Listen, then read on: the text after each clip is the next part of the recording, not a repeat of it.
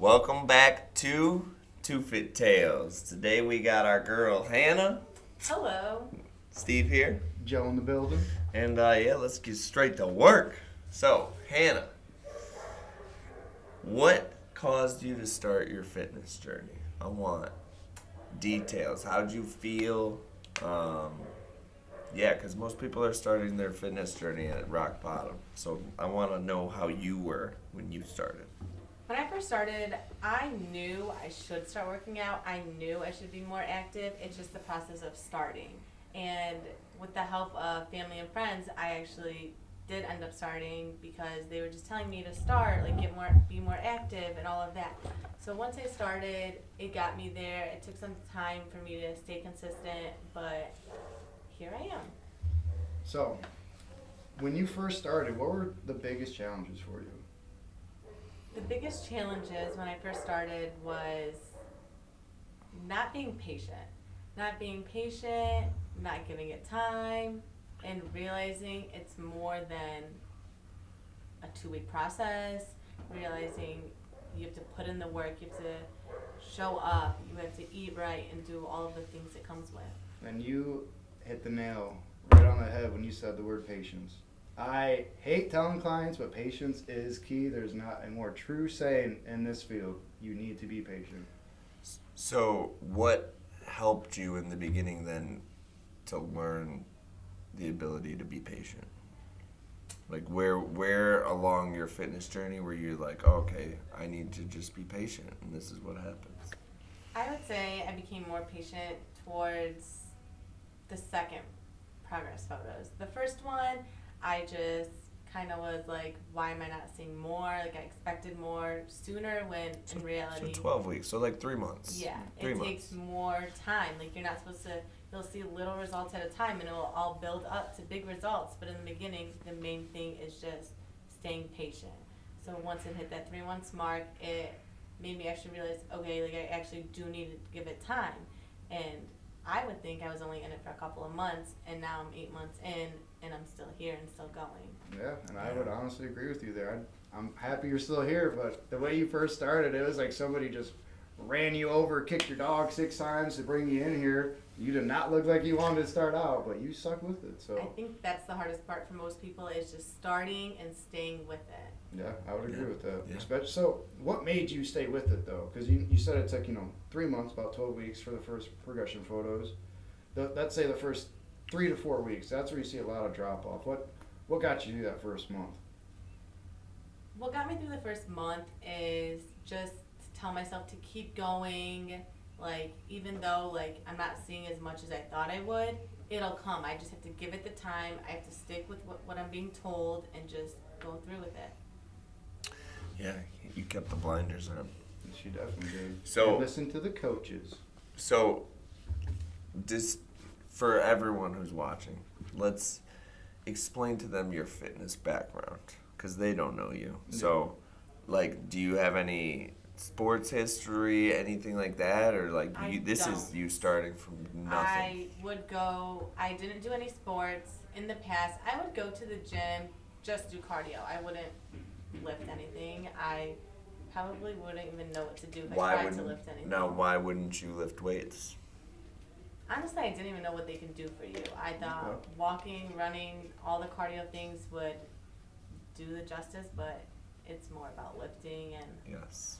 So, a lot of women, especially, think I need to do cardio. I need to sweat. I need to get my heart rate high because that's how I'm going to lose the weight. Cardio will make you skinny fat, especially if you don't have the muscle definition to, have that type of look.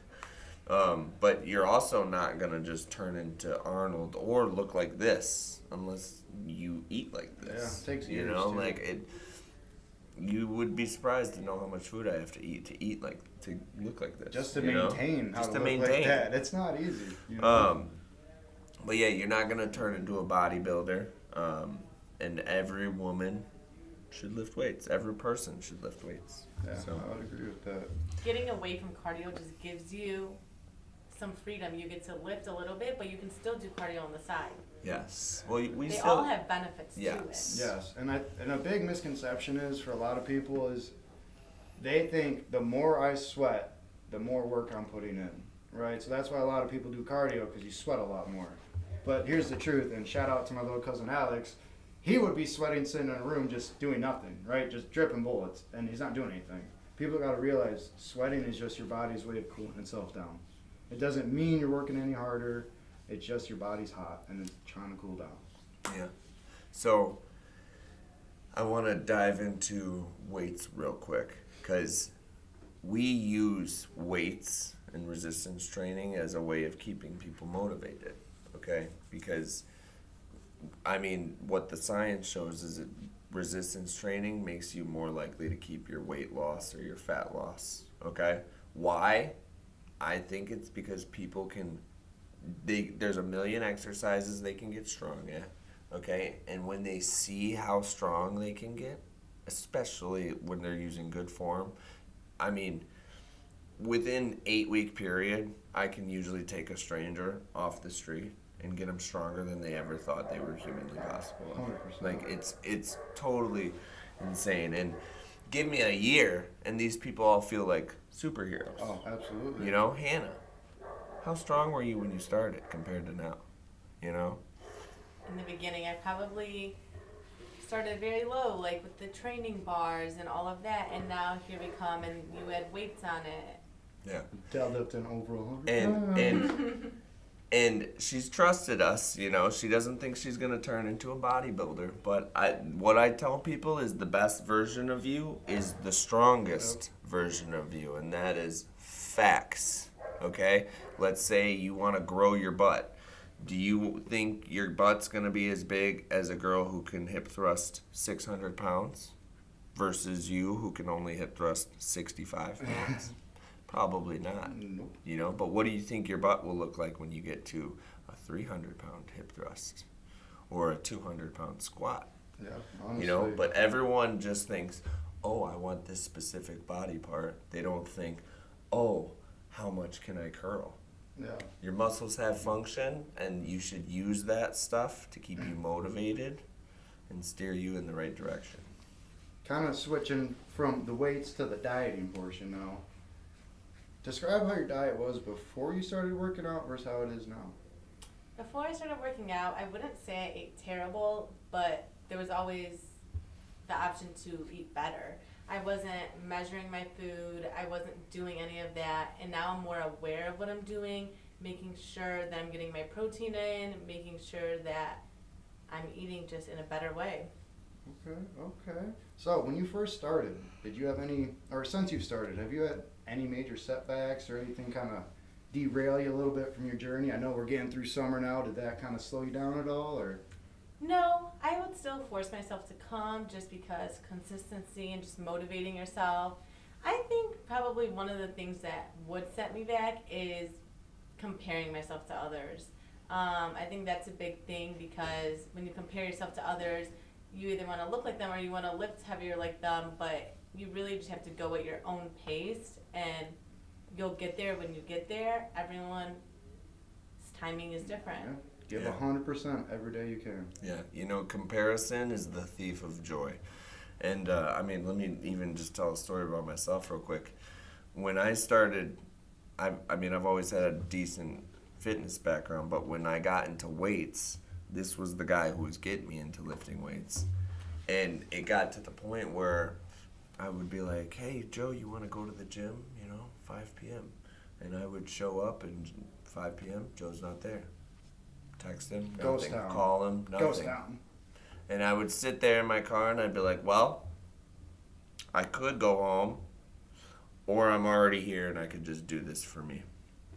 And in the end, people need to realize who they're doing this for. Yeah, It's you, yourself. always has to be. And it's funny because for the longest time I was trying to chase this guy as far as like aesthetic goals.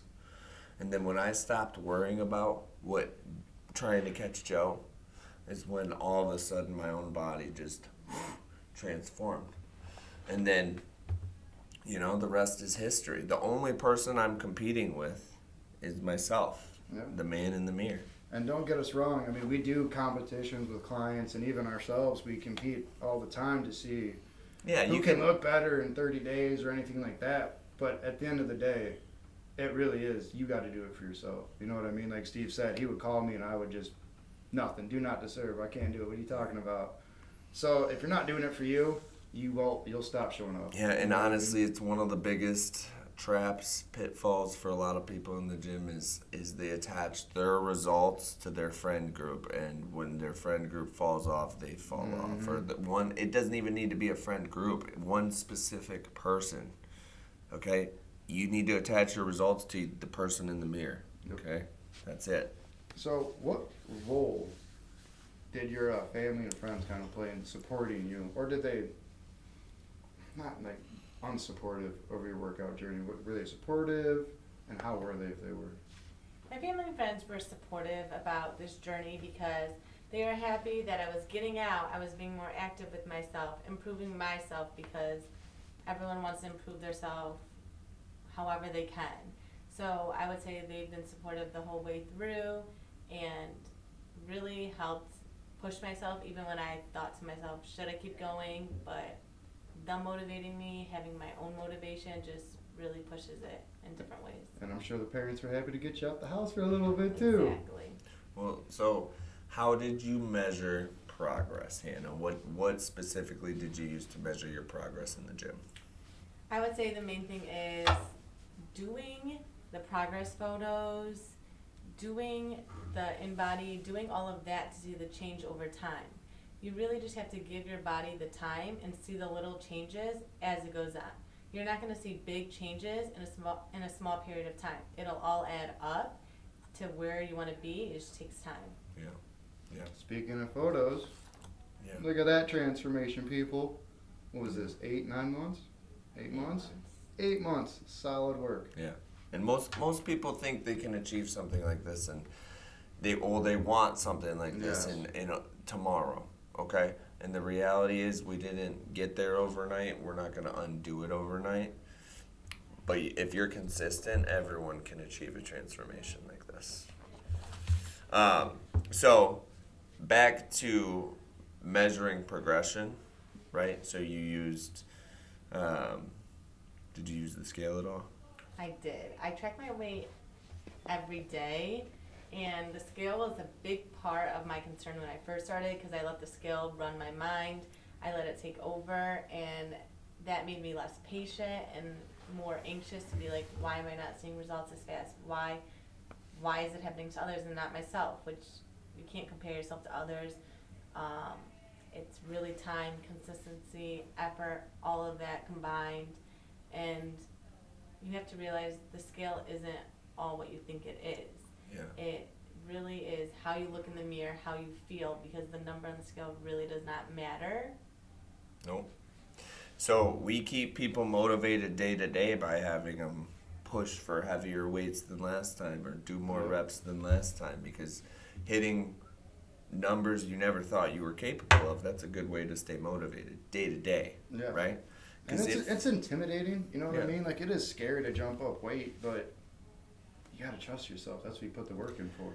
But then the real measurement is progress photos. Like with Hannah, she was using the scale in the beginning, but then every consecutive progress photo we've taken for her, we've seen a confidence boost because she sees it every single time. She's like, oh my God, I am putting in the work. So you got to be willing to take those photos. It's basically what it comes down to. Yeah, and kind of building off of what Steve just said, how has fitness kind of changed you, not physically, but more so mentally? Has it impacted you for the positive? Are you more upset that you're working out and feeling better, or what? Any like unexpected changes that you didn't really like expect to come along with this fitness journey, you know? With this journey, I would say I just manage my time better, prioritize things, because whether it's having plans, whether it's working, whether it's school, you just have to work your way around things and make time. Once you make the time, it just becomes a habit. And you should be doing it for yourself and not revolving your life around others. So I think that's the main thing, is keeping yourself consistent and happy. Love that. Just keep nailing it, Hannah. I know. Consistency, key, patience. Like, look at you. You're just knocking this out the park today. Okay. Have you ever participated in any like fitness challenges or anything like that? I have not. I have Okay. done nothing since I started. Okay. Do you want to do anything in the future like that? Have you thought about doing anything, like stepping on the stage or doing a strong woman show or anything like that? Or- Probably not. I No. think I'll just stick to working out. That's okay. Everyone's hey. fitness goals are different. I That's- agree. That's a big thing that we're trying to show people is not everybody wants to step on stage or do that. Not everybody wants to deadlift 800 pounds. But Yeah. we should all want to get better Yeah, like in okay, any so aspects we can.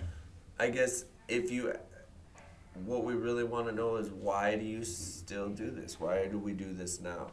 Because a lot of people would be happy with this, how you look here in this photo, Hannah. What keeps you going? Why do you keep exercising? Why do you keep eating healthy?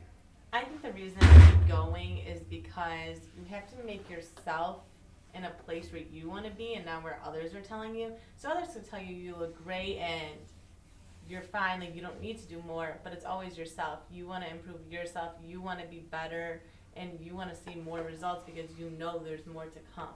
Okay. It's your goals, not their goals at the end of the day. Exactly. So, Okay, well, here, share a piece of advice you would give to someone who's just starting their fitness journey. They can only be told one thing. What are you telling them?